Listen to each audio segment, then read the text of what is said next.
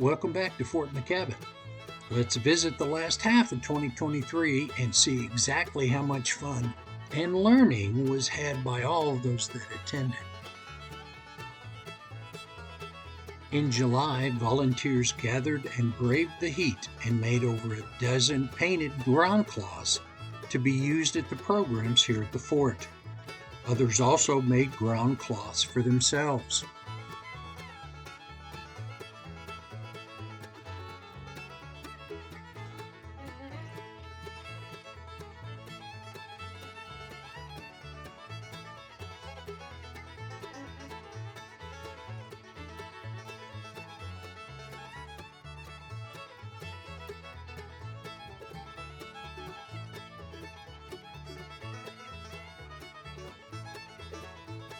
We also worked on a floor cloth to be used in a room of OQ10.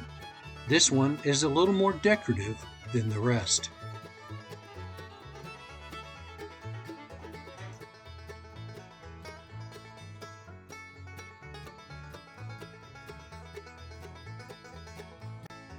When you look at our historic structures, some of them have stood for over 170 years. You may think that these limestone monuments will stand forever. However, they stood the test of time only because the occupants worked hard to maintain them. In August, our staff and agency volunteers from Sam Bell Maxey House, Mission Dolores, and Fort Lancaster did just that.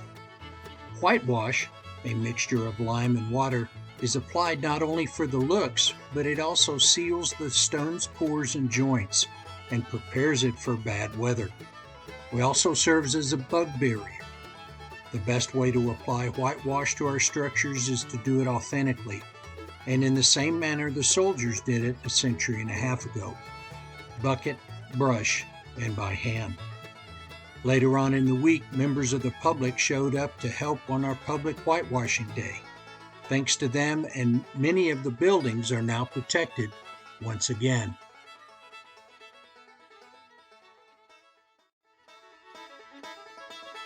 A complete video on whitewashing can be found on the Fort McKavett State Historic Site Facebook page. In September, Fort McKavett and Fort Lancaster staff worked together, sewing uniforms in preparation for future programs. We pride ourselves in attention to detail, as well as making the most of the historic trades, such as tailoring. In October, the Texas Rifle Reenactor Organization came to the fort and helped us rebuild the post in 1868. The men helped paint some of the remaining structures and fence, received their pay, conducted drill, and enjoyed period-correct rations. Historically, when the first Texas Mounted Rifles left in the spring of 1862, Fort McKavett was left unoccupied and eventually fell into disrepair. In April of 1868, the 35th Infantry reoccupied the post and spent a year rebuilding the dilapidated structures. After years of neglect, it became the monumental task for the 35th and later the 38th and 41st Infantry Regiments to rebuild this important frontier post. Also in October, visitors to Fort McKavett enjoyed a lecture on Tejano sheep shearers featuring Arthur Reza. The lecture was also broadcast over Zoom thanks to the Texas Historical Commission's Communications Division.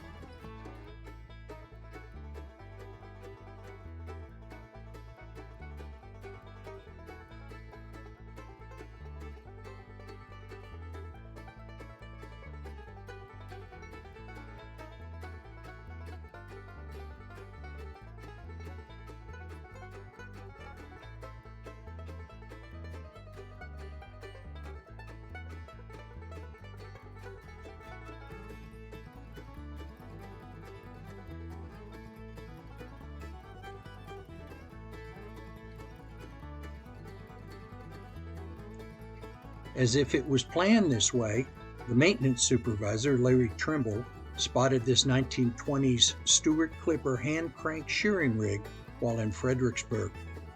This mobile rig will be used for future exhibits and programs on the wool and mohair industry here in the Upper Hill Country. The counties surrounding Fort McKavett were homes to millions of sheep during its heyday. By the 1930s, Texas produced 1/5 of the wool in the United States.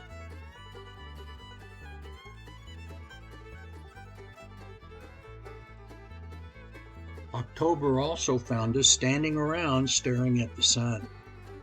The annular solar eclipse was found here at Fort McKavett, where over 100 people, including members of the Johnson Space Center Astronomical Society, joined us for one of the most spectacular celestial events of 2023. The astronomers gave presentations on the eclipse.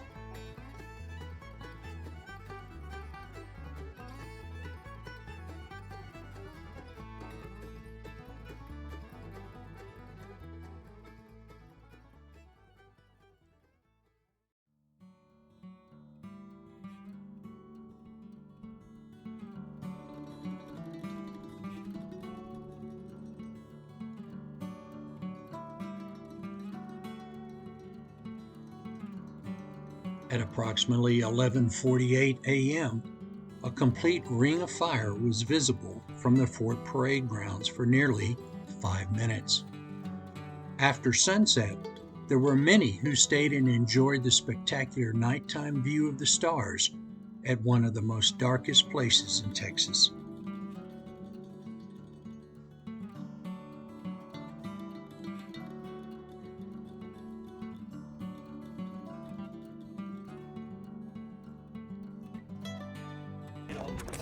In November, reenactors from all over Texas joined us for our 1853 Garrison event.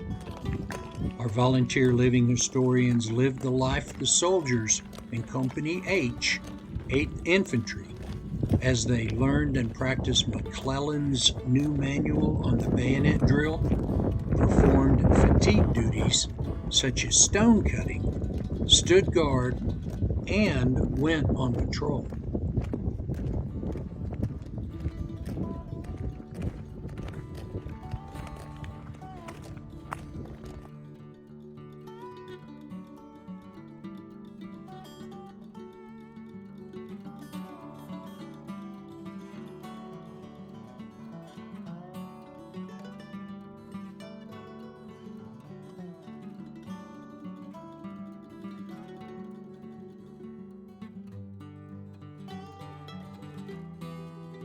Site staff prepared the meals based on what was available historically at the post in 1853, including a soup made from Borden's meat biscuits, as well as Mason's dehydrated vegetables.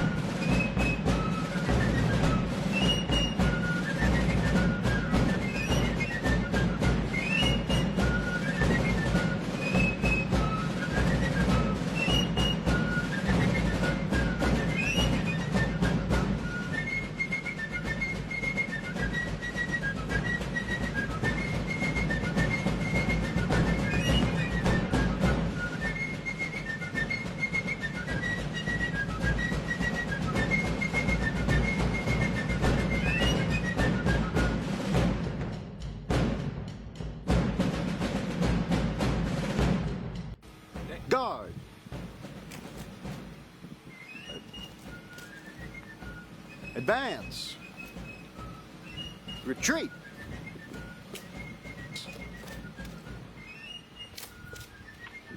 Right. Vote. Left. Vote.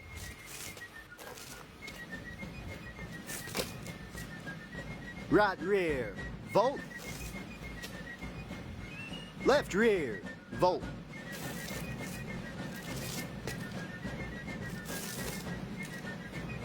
Develop. Guard. Passed. Leap to the rear.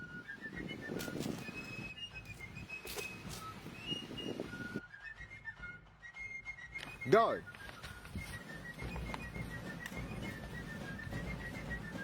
Thrust. Guard. Lunge. Guard. Lunge out. Guard.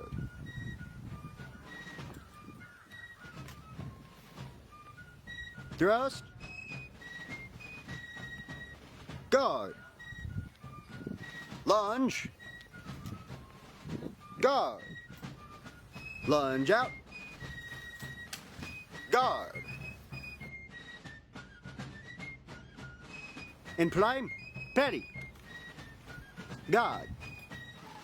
In second, petty. Guard. DS, petty. Guard. En côté, petty. Guard.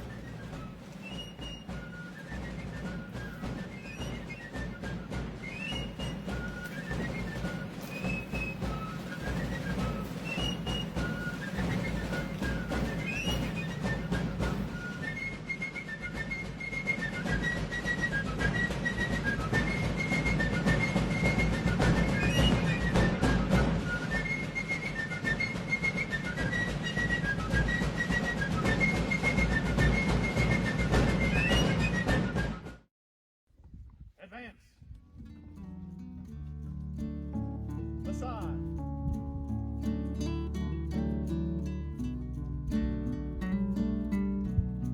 Thrust. Ha! Recover. Leap to the rear. Leap to the rear. Advance. Thrust. Recover. Parry. Recover. In tierce. Parry. Recover. Leap to the rear.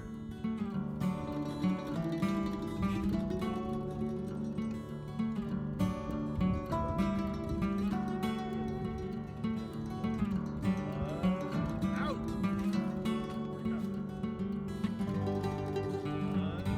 Out.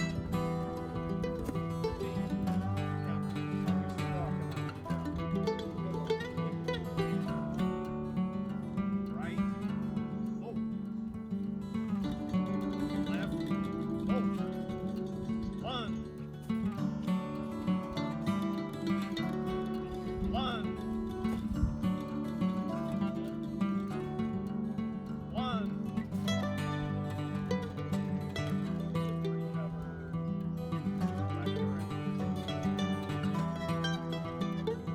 In November, we had a surprise visit from the early Ford V8 Club of Abilene.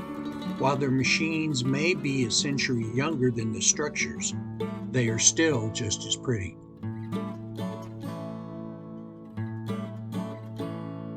In November, we also said goodbye to Rhett Carnes. While Rhett has left the fort to start a new chapter in his life, he has not left Texas, so hopefully we will see him often. Thanks, Rhett, for all your help to Fort McKavett. Junction ISD brought their 4th graders for a visit to Fort McKavett. Everybody seemed to have a great time.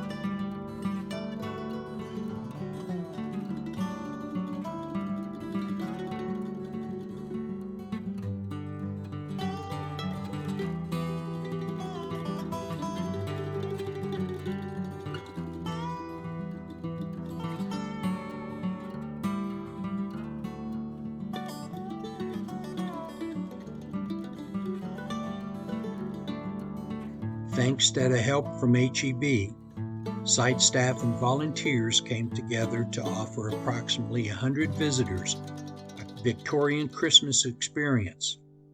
This included free site admission, historic craft making including cookie decorating, cracker snaps, and pomanders.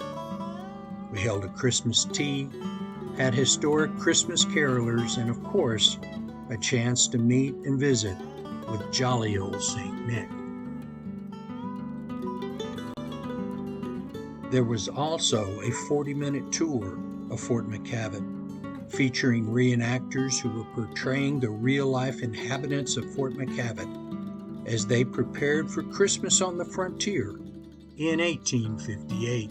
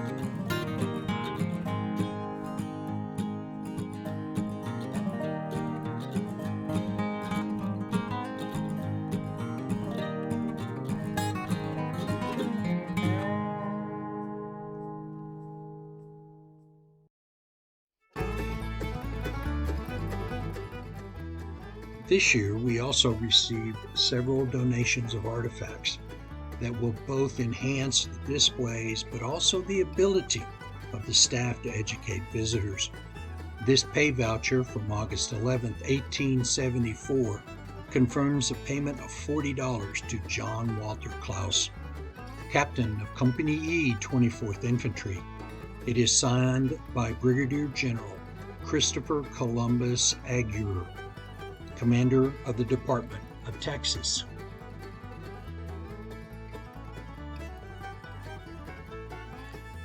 Another artifact donated by Mr. James Turner is this pewter fork, belonging to a soldier or officer of Company F, 24th Infantry. It is unusual to see a unit marked eating utensil, much less one that was formed right here at Fort McKavett. The 24th Infantry was formed March 3, 1869, by consolidating the 38th and 41st Infantry, comprised of African American enlisted men from the 38th, 39th, 40th, and 41st Infantry regiments, as well as the 9th and 10th Cavalry, also known as Buffalo Soldiers, eventually consolidating into two infantry regiments, the 24th and 25th. The unit served with distinction throughout the Indian Wars as well as World War I, II, and the Korean conflict. The Friends of Fort McKavett would also like to recognize Mr. Bo Jones for his very generous donation of the 1840 Nips Maynard conversion musket. Company B, 8th Infantry tested this pattern of musket here at Fort McKavett in 1852 to 1853. During the 1853 inspection of the Department of Texas, Lieutenant W.T. Melchling reported favorably about this method of converting the outdated flintlocks to percussion.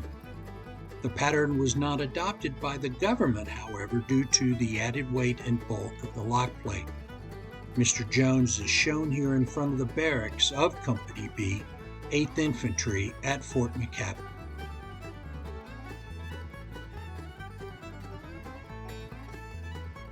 Once again, I want to thank the members of the Friends of Fort McKavett, and especially HEB, for making the last half of 2023 such a success.